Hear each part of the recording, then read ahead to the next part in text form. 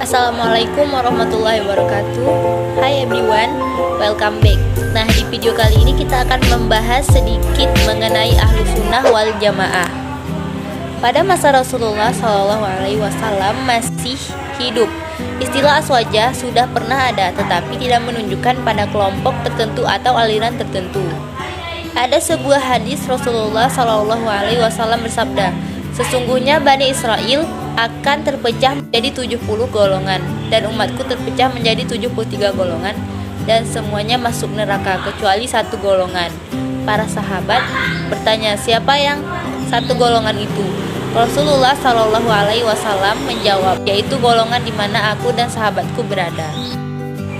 Ahlus Sunnah wal Jamaah adalah suatu golongan yang menganut syariat Islam yang berdasarkan pada Al-Quran dan Al-Hadis dan beriktikad. Ahlus Sunnah wal Jamaah dapat dilihat dari dua aspek penting. Pertama, dari segi bahasa atau etimologi. Kedua, dari segi peristilahan atau terminologi. Secara etimologi, aswaja berasal dari bahasa Arab ahli, artinya keluarga. Al-Sunnah berarti jalan, tabiat, dan perilaku kehidupan. Sedangkan Al-Jamaah berarti sekumpulan. Aswaja adalah kepanjangan dari kata Ahlus Sunnah wal Jamaah. Ahlus Sunnah berarti orang-orang yang menganut atau mengikuti sunnah Nabi Muhammad SAW, dan wal Jamaah berarti mayoritas umat atau mayoritas sahabat Nabi Muhammad SAW. Jadi definisi Ahlus Sunnah wal Jamaah yaitu orang-orang yang mengikuti sunnah Nabi Muhammad SAW dan mayoritas sama ana alaihi wa sahbihi, baik di dalam syariat hukum Islam maupun akidah dan tasawuf. Menurut pengertian istilah atau terminologi, al-sunnah berarti penganut sunnah Nabi Muhammad SAW, yaitu mengikuti apa-apa yang datang dari Nabi Muhammad SAW, baik berupa perkataan, perbuatan, dan pengakuan atau takrir.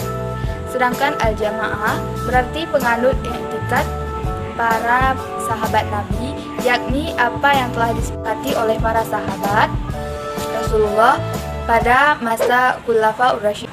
Selanjutnya ada peran Ahlus Sunnah wal Jamaah terhadap pendidikan. Aswaja dalam bidang pendidikan Islam sangat krusial atau penting dikembangkan sebagai nilai pendidikan Islam di Indonesia. Di samping itu, pendidikan Ahlus Sunnah wal Jamaah muncul karena kebutuhan masyarakat Indonesia, yaitu pendidikan agama dan moral. Hal tersebut dapat dibuktikan dengan keadaan bangsa yang kita rasakan sekarang. Banyak saudara-saudari kita yang meniru budaya barat, misalnya berpakaian yang mengundang hawa nafsu, bulan bebas, dan lain-lain. Hal ini membuktikan bahwasanya nilai agama dan nilai moral generasi penerus bangsa ini melemah.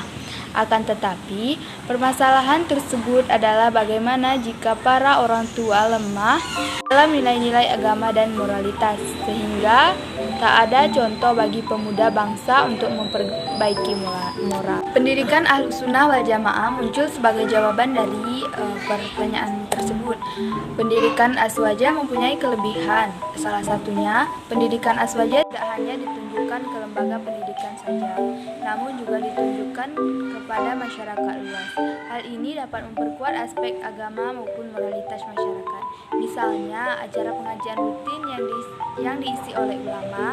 Hal itu sangat baik untuk meningkatkan nilai-nilai agama dalam masyarakat. Hakikat dan dinamika Ahlus Sunnah wal Jamaah. Pada hakikatnya Ahlus Sunnah wal Jamaah adalah ajaran Islam yang murni, sebagaimana diajarkan dan diamalkan oleh Rasulullah SAW bersama para sahabatnya. Ketika Rasulullah SAW menerangkan bahwa umatnya akan tergolong menjadi banyak sekali 73 golongan, beliau menegaskan bahwa yang benar dan selamat dari sekian banyak golongan itu hanyalah Ahlus Sunnah wal Jamaah. Ahlus Sunnah wal Jamaah adalah golongan pengikut setia pada Al-Sunnah wal Jamaah, yaitu ajaran Islam yang diajarkan dan diamalkan oleh Rasulullah SAW bersama para sahabatnya. Pada zamannya itu, kemunculan pemikiran aswaja tidak lepas dari dinamika pendapat umat Islam itu sendiri. Dimulai ketika zaman pemerintahan Ali bin Abi Thalib adalah Muawiyah bin Abi Sufyan. Gubernur Syria waktu itu melakukan manuver untuk menggoyang pemerintahan Ali. Alhasil perang pun terjadi beberapa kali. Perang kubu Muawiyah mengalami kekalahan. Pada akhirnya diputuskan mengakhiri perselisihan dengan melakukan suatu kesepakatan. Setelah Abu Musa memproklamasikan peletakan jabatan Ali, Amr bin As bukannya malah bergantian mengatakan sama, tetapi malah menyatakan jabatan yang dilepas dari kubu Ali kini menjadi milik Muawiyah. Peranan pendidikan terhadap Ahlus Sunnah wal Jamaah. 1. Pendidikan akidah. Pendidikan pertama yang harus diterima setiap pemuda muslim ialah pendidikan akidah yang benar. Kedua, pendidikan pemikiran. Yang dimaksud pendidikan pemikiran di sini ialah mendidik generasi muda Islam dengan pola pikir salaf, menanamkan paham-paham yang benar di dalam jiwa mereka dan mengingatkan mereka agar waspada terhadap pemahaman yang salah. 3. Pendidikan iman. Yang dimaksud pendidikan iman ialah upaya untuk menambah iman kepada Allah Subhanahu wa taala dan hari akhir, memperdalam makna iman dan meningkatkan kualitas hati sampai pada level dia dapat merasakan manisnya iman, mencintai ketaatan kepada Allah dan menjauhi kenakalan dan kemaksiatan.